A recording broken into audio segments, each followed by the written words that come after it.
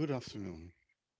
Today we would like to demonstrate how you can apply the knowledge that we presented last time about building up the controller for the active antenna or for a negative feedback amplifier, how we can apply this for the active antenna today.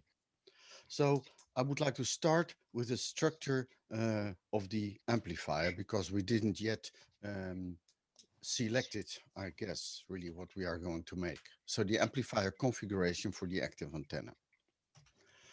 As in the previous course, in the third class, we will do the structure with the integrating trans impedance amplifier, because then we have no voltage swing at the input of the amplifier, so there is no contribution to distortion of ESD components, which would be there if we would select a structure with a infinite or a non-zero input impedance.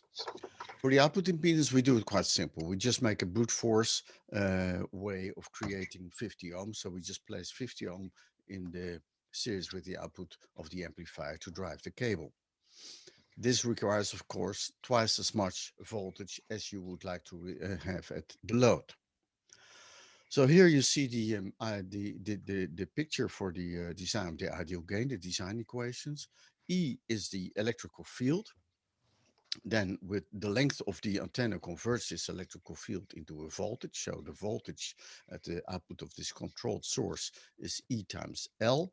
And then we have the capacitance of the source, which is the specific capacitance per unit of length times the length.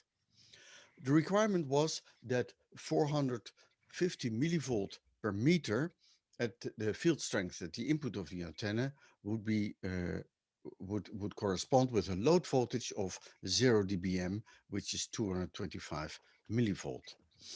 So you would like to have, in this case, with RO equals RC, you would like to have a gain of unity from E to VO, but the L is only half a meter, so we need a gain of 2. This all is expressed in the design equations for the amplifier.